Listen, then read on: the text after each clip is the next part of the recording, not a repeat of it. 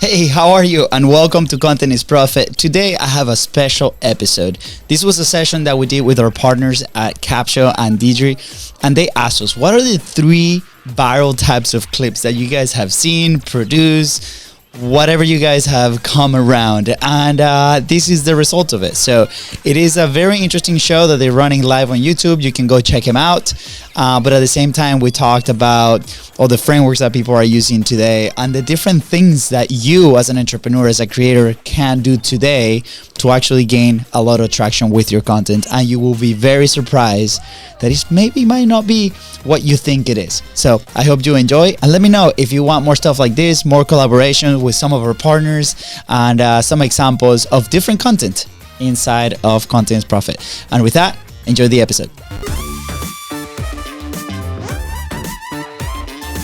So let's get into it. So we are talking about the three short form videos that is getting attention right now. So can you take us through, because I know you do, I've mentioned this before, you do a lot of experimenting. I see you and Fonzie putting out content constantly, and I see what you're doing because I can see the trends and the things that are happening. But can you talk us through a little bit about your process of how you do this, and then we can get into what you're actually finding is working? Yeah, definitely. So, we are big fans of creating your own processes, right? Like we're big fans of creating your own content ecosystem, right? And it kind of goes back to we try to mimic and we try to copy, I guess, or model after a lot of the what the influencers were, saying or doing at the time. So for us, 5 years ago, it was like Gary Vee or people like Ken Yoon or even influencers, and business owners like Russell Branson, right? They will put it these books and the things like this is the secret recipe. You gotta multi-purpose all the content and you gotta document and you gotta do all this. And there's like different formats that people were trying at the time, and we're trying to mimic and we're trying to model that. What we didn't understand was that they had big teams behind them, that they had big resources, that they had all this. So we came back and we're like, okay, what? We look past that film like that. There's like a layer that we look past that layer, and then we started thinking about how can we grab some of the things that are working for them and applying them to us today, right? So we had to do like a really big inventory and like what are the things that are at our hand available at the moment, right? At the moment we were renting like a little office, so we had a little corner space.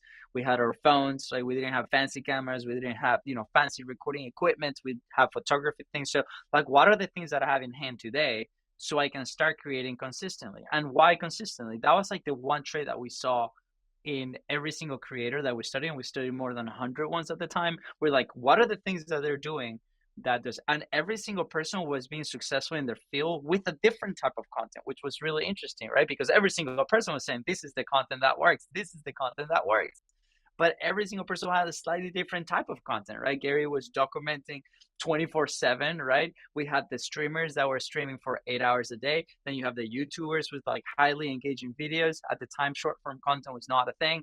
Russell Brunson was doing a lot of webinars, right? Like they had people like Steve Larsen, for example, doing their own crazy, takes on marketing things. So every single piece of content had a place in this like online world. But the one thing that every single person was doing was like they have been consistent for a long period of time. Some of them even 9 years, 11 years. I mean, right now I'm like hooked on this like incredible YouTube slash podcast for comedians called Kill Tony. The guy has been publishing the same show formats, right? It has evolved in production quite a bit for 11 years. And now it's a surprise that a lot of people are discovering it now because it's great, but he's been doing it for 11 years. So we really started focusing on consistency. How can we be consistent?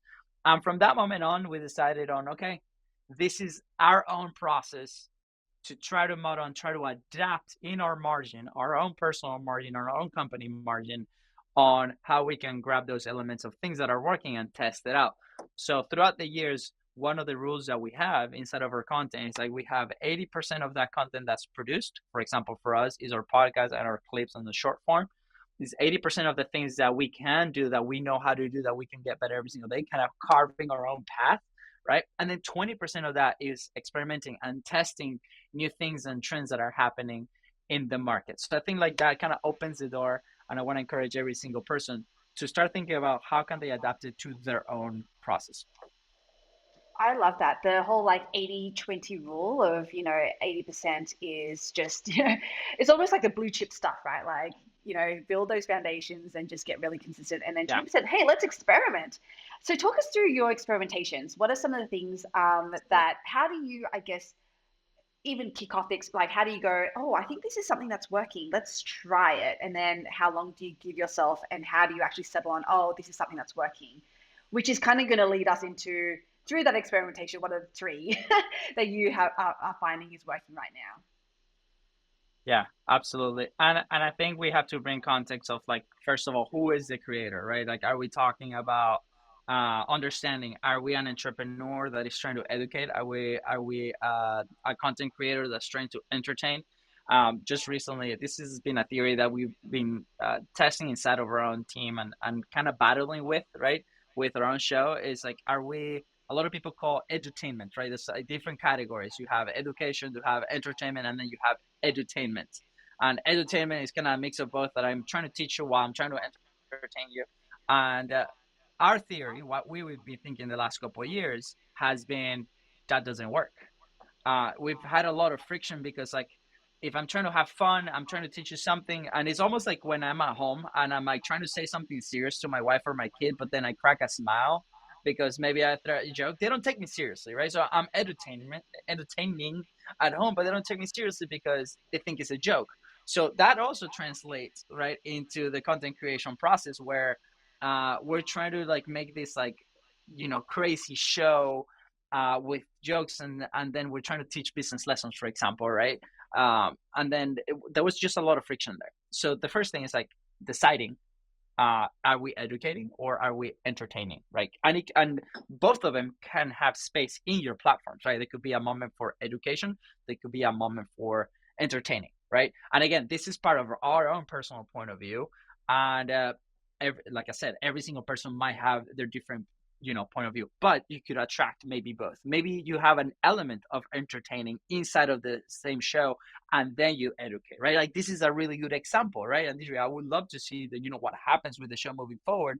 We have an element of entertaining at the beginning and then we're like educating at the back end, which is fine, right? It doesn't have to be one or the other. It could be like, do we have those moments defined? So if you as a creator and entrepreneur and trying to teach something, like for example, we deal with a lot of customers in the real estate market, right? Or in the investment market.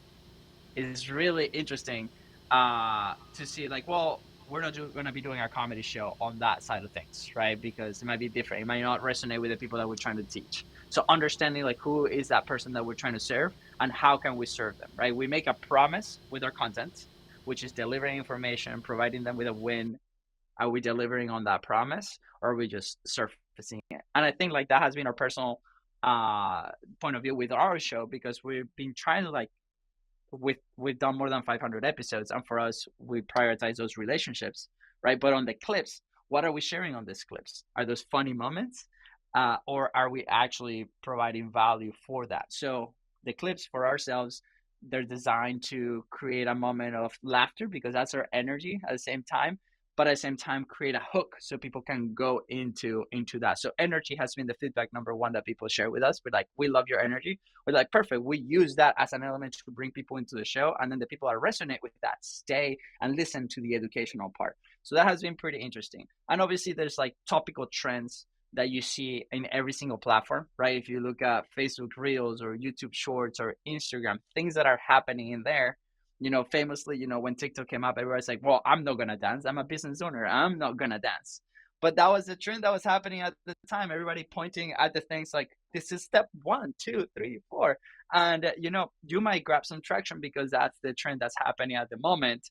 So what happens is like people associate that what they've seen, that what they're familiar with in one side, they connect you with that and then you have their attention, which is really what we want, and then you can then deliver. So that's why people are doing it.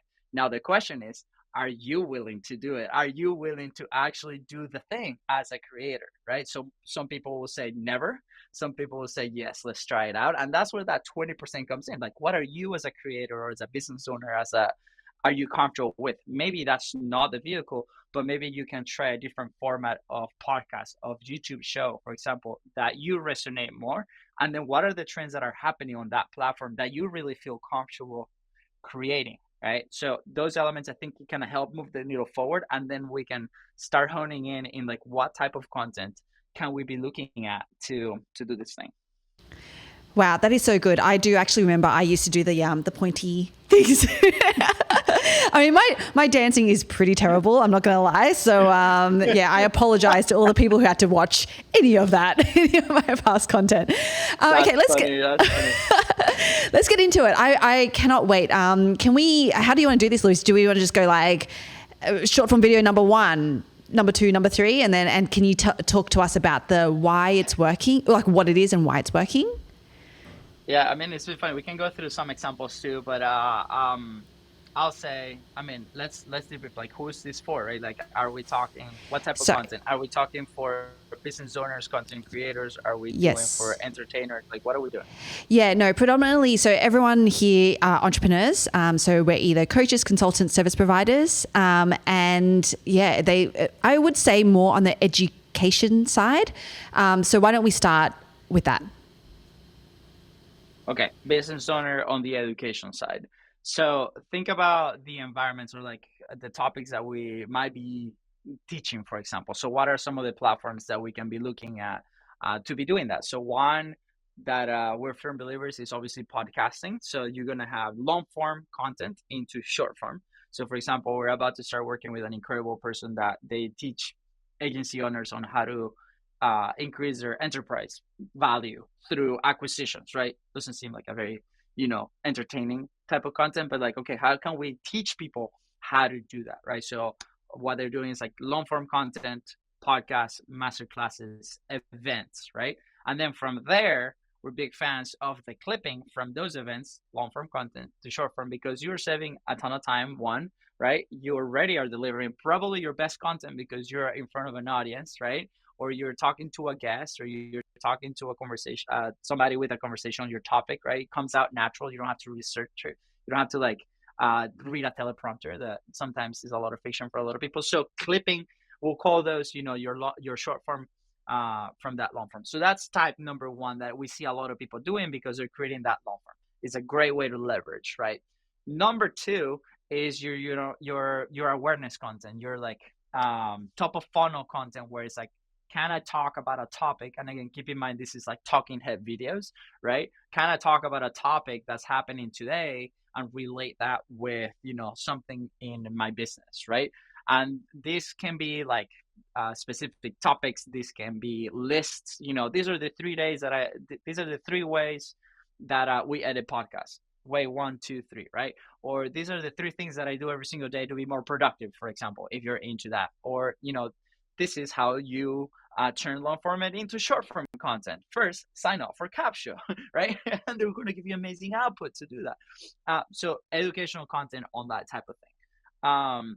And then the last one that we've seen a lot lately, like this is pretty new, is like these crazy hook trends that are maybe real life situations that then people adapt. So an example of this would be, there's like this clip that's going around with 2 people carrying somebody on, to an ambulance, right, in this like little bed, and then both of them trip, and the person kind of falls to the side, and then it starts rolling. As they start rolling, there's a transition in the video, and then the entrepreneur comes out, rolling in the floor, standing up and saying, hey, we have this offer here, blah blah blah, right? So that's an example of a visual hook to their message, tagging with like a current trend that's happening, right? The other one that we've seen is like this motorcycle. They're running crazy. They're about to hit a wall, and that second they're about to hit the wall, it cuts, and the person, jumps off the wall and explains the content, right? So another example of virtual hook on those trends. So there's like, again, you have to be a consumer to do this. I am a big content consumer because we spot all of this all the time. Wow. Okay. I want to almost work backwards because, in a way what you did, which was really neat, was you went like, okay, lowest, it sounds like anyway, I might be wrong, but it sounds like lowest effort is type number 1, which is, yep, let's just use our long form content and create clips from them. And then highest effort seems to be type number 3, which is the hook trend. So let's start actually with type number 3 and work our way back up. What do you... can we either debunk or not debunk that what I just said? Is it a lot of effort to actually create these kind of videos, and what kind of goes into it from a planning perspective? Like, what should we expect in terms of the time that it takes to create these?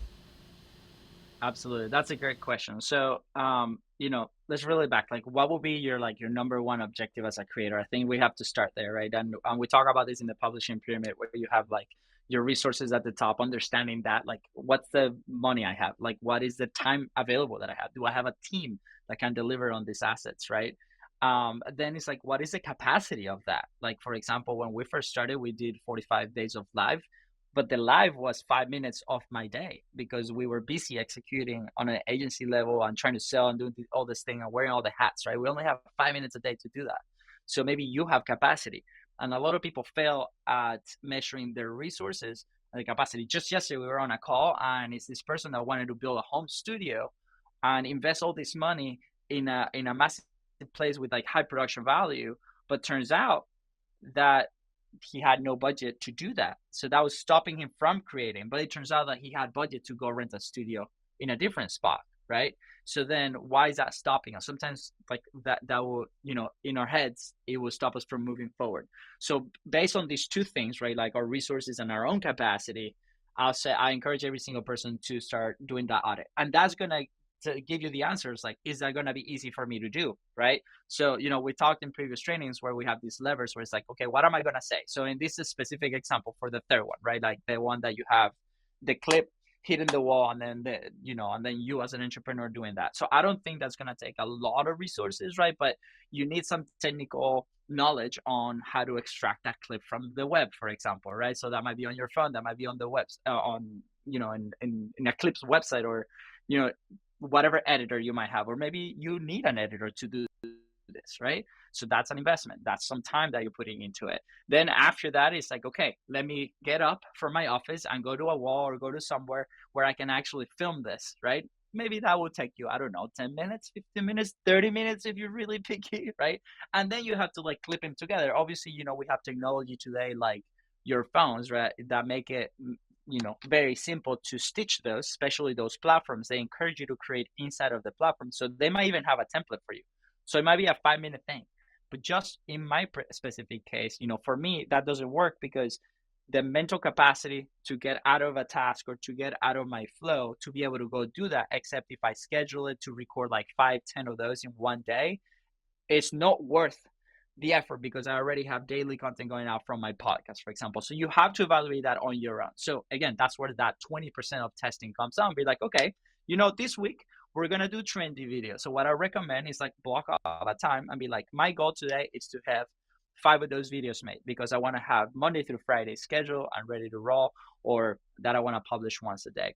And then you sit down and you do that. But you have to measure it. Maybe for you, if you're experienced, maybe you can knock them out in 2 hours, right? Or 1 hour, right? But somebody that's beginning, there's going to be some kind of friction in order to do that. So I encourage every single person to do your own time study, to do your own resource study, and commit. Be like, okay, monthly or weekly, this is the output of content. I want to have one clip that I want to put out every day, and commit to executing that for a week. And you're going to learn a lot from that experience. Or you can tell your team, if you do have a team, be like, guys, I want one of these a week. Like, what are the things that we need to do? What do you need from me? And then you can start measuring that side, and you can do that 20% testing. Oh man, it does. Yeah. I have so many questions, but I feel like I'm going to derail it. So I might come back to my question if we have time at the end. So then let's get into, so basically what we're saying is that with that, the third type of short form videos, which I think, did you call it the hook trend? You called it the hook trend? We internally with our team, we call it like the visual hook trend, right? Okay, because yeah. like, if you see the structure of the videos, right, you have a hook which is designed to capture attention, right? and then you have your value in the middle, and then you might have a call to action at the end, or it could be like hook, call to action, value, right? It's like I grab your attention. Hey, by the way, sign up for Capsho, right? Yes. For example, right here, Of and course. then Yeah. we're delivering the value. So that I how we see it in our process is almost like Lego pieces, right? We have this hook that goes here, then we have a call to action that we attach, and then we have the value, and then we have another call to action. Boom. Now, then that you put it vertical, and that's your script. So yes, on the visual hook, instead of a phrase of like something that like, hey, if you learn this thing, or this this trend will help you gain millions of views. That's a hook. And then people are like, wait, what? And then you can go explain it, right? It's just a visual hook because you're not saying anything. It's just a clip that you're using to capture attention. Why? Because people already have seen that clip. They related to it like, oh, I was entertained by that clip. I'm curious, is this guy gonna crash or is the guy falling? What, like, how long is it gonna roll? And then what happens is like you cut that and then you do something else. So you capture attention. Now here's the fun fact. Very interesting to see like what is the consumption rate of the after video, because maybe they're expecting something. So maybe the viewer, this is the tricky part, which is what we need to change. Maybe the viewer, if we look at the data, they might be feeling cheated because they're like, oh, I wanted to watch video number one, but now they're selling me a car, right? But then the person that is looking for a car is like, oh, I I was looking for a car. Now this person is selling me a car. Well, that's great, right? So again, it's going to be very different for every single person. That's why it's so important to kind of know what's happening behind those videos and start testing it on your own business. Yeah, for sure. And I know, Luis, we couldn't get the screen share thing working, but I know that you had some examples that you were willing to share. So maybe what we'll do is we'll grab those links from you afterwards, and for everyone who's on this live, we'll share the examples with them. Is that cool, Luis? That's absolutely. Yeah, I mean, we were Awesome. just gonna go through YouTube and see some clips that are happening right now, right? Because that's Yeah. exactly what the feed that goes. Mm-hmm. Yeah, awesome. Okay, cool. Okay, so now let's get into the second type of short form video. You call these the awareness. Yeah, top of funnel awareness. So that will be, topical content. For let's say an entrepreneur, a speaker. I remember we had this lady. She owned like a local shop, right? And they sell like this little our aromatherapy things, right? And she's like, well, how do I create consistent content? She wanted a podcast. She wanted the long form. I'm like, we can do that, but like, what will be the objective of that? Maybe that's not the right type of content for your type of business. So what they started to do was educational content, right? And top of funnel awareness. Top of funnel awareness, we call it as in like the people that are not aware of you, they're going to start to learn from you. And then if they're interested, they're going to move to the next phase, which might be for a local business. Hey, let me go to Google and search their address, or hey, let me go to the store and do this, or let me reach out on social media with some questions, right?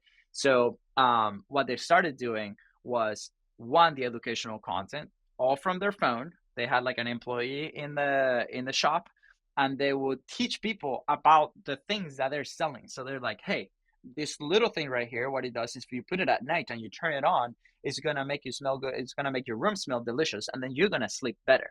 And then they're going to educate people like why they do that, right? But then the other one was they will grab different negative news of their industry, which was happening a lot. And then they will grab that information, which is top of funnel awareness for a lot of people because they're in the news, and then they will debunk that information with some new information. So it'll be like, hey, this is not right. Like they're talking about XYZ, they're throwing rocks and other elements of like, can we be polarizing, right? They're throwing rocks at that topic, and then they're saying like, by the way, this article right here, what it actually does is XYZ because there's these studies that show blah blah blah, and then there's a proof of concept, and then they will put that out. So they will grab a topic that's hot, and then they would do a lot. They would like develop their value proposition for their content. So a good example would be comedians, right? Like comedians, how they write their jokes is they grab situations maybe of their life, or they grab situations of what's happening in the world and then do their twist on it, right? So as content creators, very similar. So in our specific case, every time the CEO of Instagram comes out with some news or an update on the app, I will go do that. Maybe I can place that. There's many ways on the production phase that we can, do that. But let's say I'll be like, hey, by the way, I just saw so-and-so talk about this new update on Instagram, right? That they're doing a shop. And what does that mean to you as a business owner? And then we can go into the content. So that's grabbing that trend. And normally those are very topical. So the speed of like from idea to creation to publishing has to be shorter, because if we wait, let's say 2-3 days or a week, that topic might not be relevant anymore, right? So that's why things like your phone, or just having like a setup where it could be like very fast to create, where the distance from idea to publishing is really fast, right? Or maybe you have a team that you can send that video and they quickly edit it and they put it out, right? It's so important. So Gary Vee, for example, he's known, we've actually studied his system, and what he does is like he has per platform 2 or 3 editors, right? On call every single day. And what he's doing, he's recording himself. He has a videographer, right, recording him in the situations, and they're sending that footage consistently throughout the day. And the editors are going and grabbing those clips, and they have full freedom on how it looks, how it feels, whatever. And then they send those clips back to his cell phone as an iMessage, and then he publishes from his cell phone. Like, he's always on the road doing those things, right? So what a dream setup. I will record, that's being transmitted to my team, and then I get it back. But not everybody has those resources. So how can we mimic something like that? It's like, okay, perfect. I see that spot of news. Maybe, I'm in my soccer game with my kid, and they're having a break. And if it's super important to me, which for me, if you see me with my kid playing soccer, that's what we're doing. Bad example for me.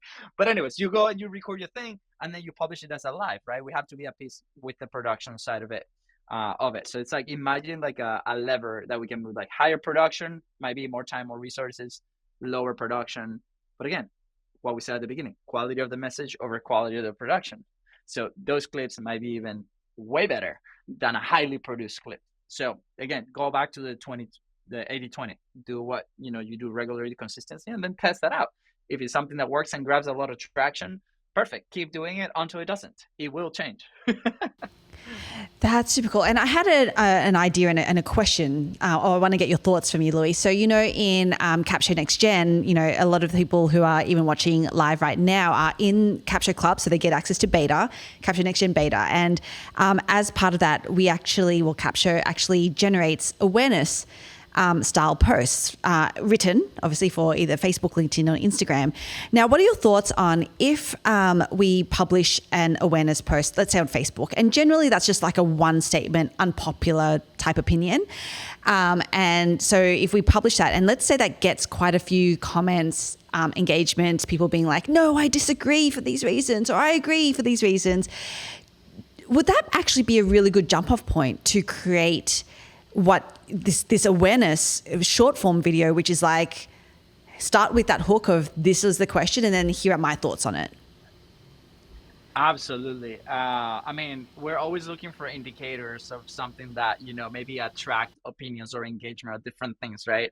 And we've seen, like, especially on Facebook, we've seen lately this crazy trend of like people just throwing rocks, unnecessary rocks. I saw, I think, a written post about a webinar and how this person was not good at delivering the webinar, blah, blah, blah. And it's like a full complaint post. And at the end, it's like, hey, here's how I teach you how to be engaged on a webinar. To me, I don't like that, for example. Like, and we've seen that trend. So we have to be very careful. Like, okay, do you as a creator or as an entrepreneur, do you feel comfortable with it? Does it follow the values of your company? Does it, serve your audience in a sense, right?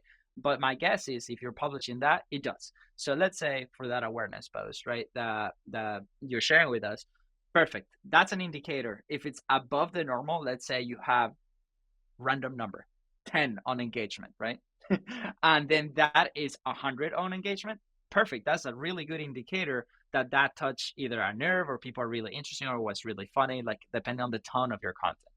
Perfect. Let's milk that. So that we grab that piece of content, as in not the physical piece of content, like the message of the content. Like, what do we say? Like, what do we say in that message? And then now, if we're familiar with other mediums of production, let's say you tested it out on a written form, can we do a clip about it?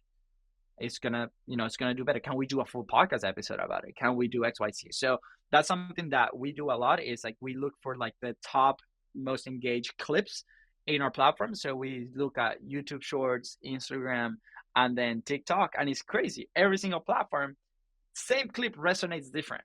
So every single platform is never been the same across all three. And then we grab that, and then you can create topical content from your phone if you want, and do that, or you can just record a long form piece of content. So it's a great inventory to start testing, what's resonating with your audience. We found out, even though we for the last 5 years we've had an agency that specializes on clipping in long form to short form, people knew us more because of the podcast, and people were asking more for production on podcasts, for example.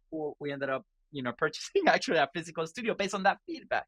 But it's because the content that we're putting out on podcasting was grabbing more traction than anything else. So that based not only a content decision, but also a business decision that turned out to be really good. So I think those indicators are really good to start grabbing information from the web and start to get to know your audience at a deeper level. If you want to speed this process up, right, onto this point, we talked about organic distribution, but if you want to speed this process up, you can put some paid media behind. A good example is there's a show called The Diary of a CEO. It's really good, long form interviews, right? And what they do with their thumbnails is really interesting. We did a full episode on this in our show where, they do the interview and then they test 30 thumbnails, similar visually, where it's like the title and the face on one side, but the title changes 30 times. And they run those as Facebook ads. And the one that has the highest click-through rate, that's the one that they put on YouTube. Super interesting. So again, team, resources, time, XYZ. But again, it's really cool tactic to find that out, especially with that principle that you just shared, Deirdre. Yeah, amazing. Okay, so Capshovians on here, you know what you need to do now, right? We've all been doing awareness posts. Find the ones that are outperforming and use that to create the awareness style short form video. And it can be literally as easy as just restate say the statement and then what your thoughts are. Or you can even create a visual hook video where you are jumping out of a driving car and as you're shouting the statement, roll over. You don't have to jump out of the driving car. You can just find a clip of somebody doing it.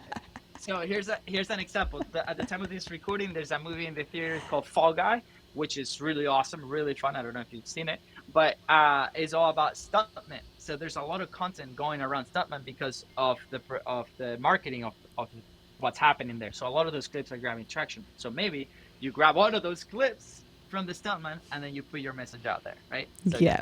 Different things you can have fun. Love it. Okay, so let's cover off the first type of short form videos. Nerdy's umbrella's like, whoa now. No, we don't. I don't endorse this method. We don't jump off cars. All right. So the first type is literally, taking the long form content that we're creating. So in our case, podcasts, could be a YouTube video. It could even be this live masterclass, which we might actually do to test all of this out. And basically finding the clips within that. So can you talk us through how do you actually think about the types of clips that you believe will resonate? Because we always need to have a hypothesis, where to start. What is your hypothesis when you're going through this process? Yeah, and I love that you call that a hypothesis because it's all really an experiment, right? Like what we're doing. So I'll set the stage in our show, because a lot of people think that we do the show for the audience that's listening first, but we also do the show mainly for us. Like our main objective is we want to meet really cool people in our industry that we know they're going to bring a ton of value. That's why Deirdre has been on. That's why, the people that have been there for a reason, right? So that's number one. Now, the part to that is like the content itself, like what we talk about is aligned with our business, is aligned with what we do as a service, right? And it's also providing value to our people, right? So, top of funnel for us, like the topics are like, okay, how do we figure out what to say on our content? How do we create it? How do we produce it? How do we market that? How do we manage that?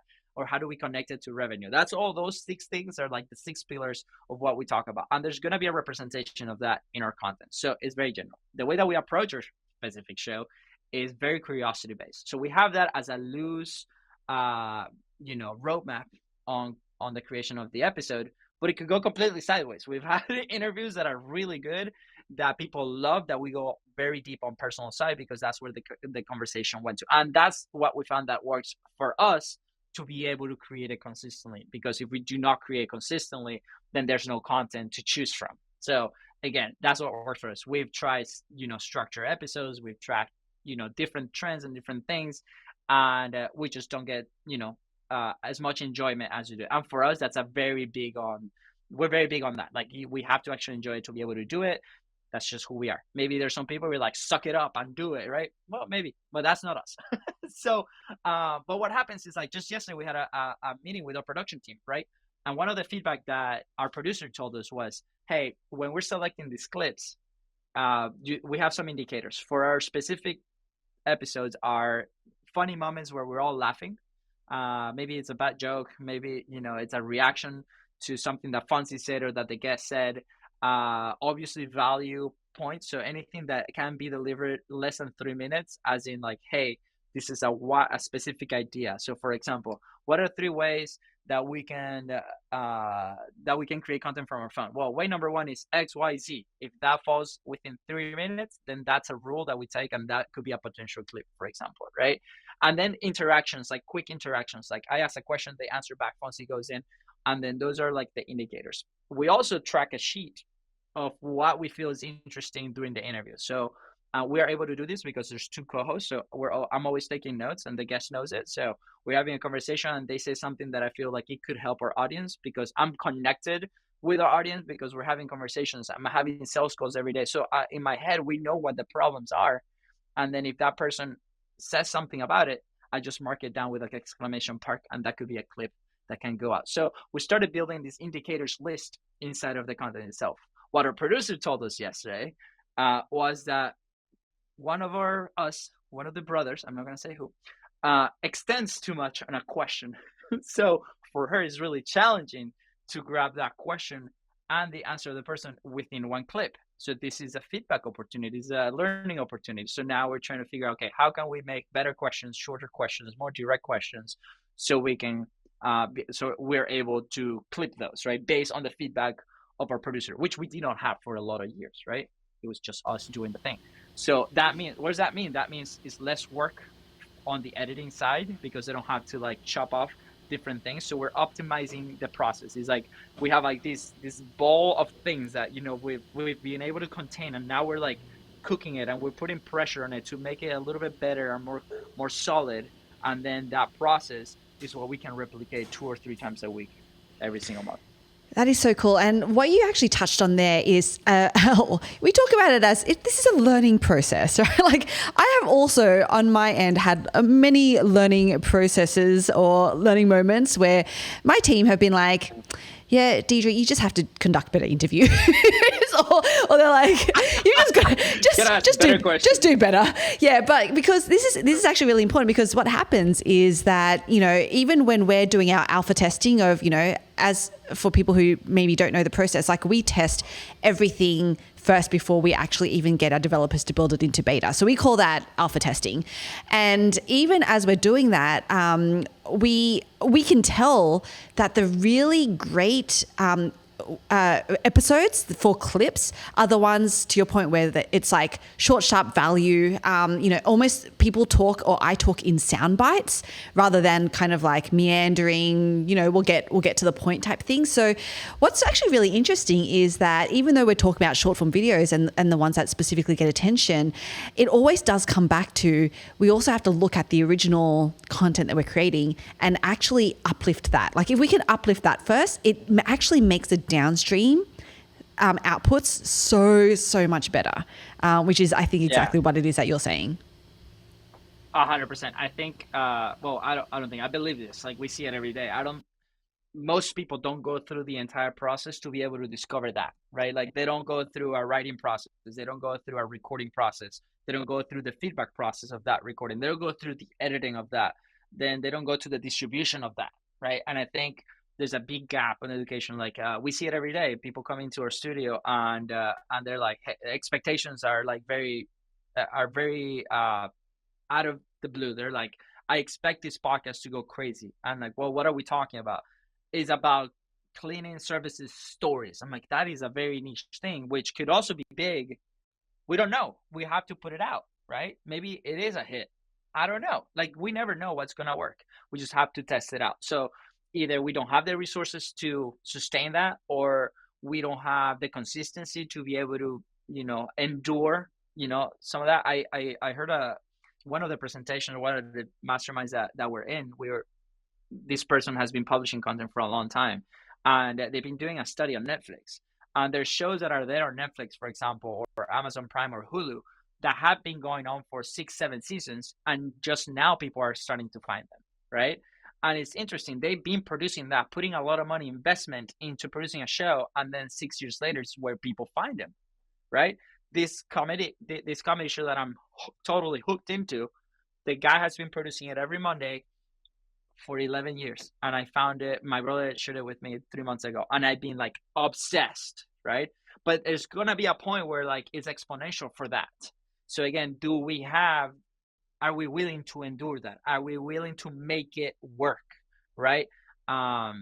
We had a conversation with a real estate person. This was probably 2 or 3 years ago, that they came into the office and they were like, hey, we want to be the Mr. Beast of real estate in Orlando. And I'm like, explain to me what that is. And so they're like, well, for them was about the views, about the thing. And I think at the time, Mr. Beast had about 10 million subscribers, right? I think today, at the time of this recording, it's 200 million plus.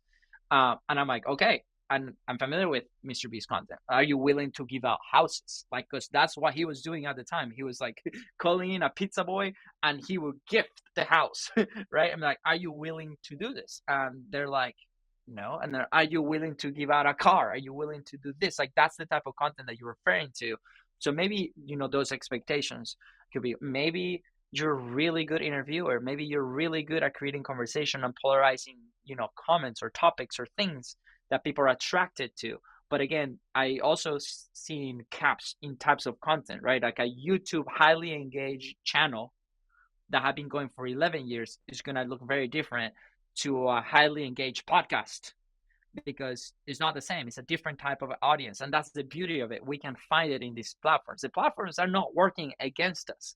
They're literally telling us, like, what are the things that we need to do? If you go to Facebook right now and you go to the creator section, there's a set of instructions on what to do step by step to get more reach. They tell you, they're like, do this, create 3 different types of content inside of the platform, engage every day, respond to your comments. Like, there's simple things like that. If we do those, the platform is going to reward you and your content is going to go crazy. That's why you see streamers, in there 24/7, right? And that's why they say, hey, focus on one platform first, mainly because of capacity and resources, right? We don't have the time to be in all of them. There's a way to do it. But again, quality of the message over quality of the production is what we're saying, helping our audience, whether that is entertaining or education, right? At this time. And if you put on those buckets, like, and if we continue to do that for a long period of time, it's going to help us over time. So awesome. Okay, I know that we're at the top of the hour. So really quickly, if anyone wants the examples, because, Luis did do his homework and he was like, he had examples to show for each of these 3 types of short form videos. If you want those examples, can you could just comment #examples in the comments, and we'll make sure that we get that over to you. Thank you so much, Luis. Can you just remind us and everyone what it is that you do and how they can find you and connect with you? Yeah, absolutely. So first of all, we have a show. It's on YouTube. It's on every podcasting platform. It's called Content is Profit. So you can come hang out with us there. And also, we are proud owners of a podcasting studio. This is where I'm sitting right now. So if you're in Jacksonville, Florida, you can come in, record your stuff here. And then we offer production services, not only in studio, but remote, for podcasting, and mainly the clipping. Everything that we talked about, we can help you create and move things forward on distribution, so you can really focus on your business. So cool. And yeah, what you do is amazing. I love what you and your brother do. So thank you. Thanks for coming and hanging out with us. And for everyone else, come. And Luis is actually going to do a very specific how-to training inside of the Facebook group. I think the people who I've seen who are on here live are already part of that group. But if you're not, go to Facebook, facebook.com/group/get clients from your content, because that training is going to be happening, I believe, next month. I mean, next month is already happening in like a couple days time, but definitely next month we're going to be getting deep into the how-tos of creating some of these short form videos. Thank you so much, Luis. And for everyone else, you know what to do. You should be staying intelligently lazy. Bye.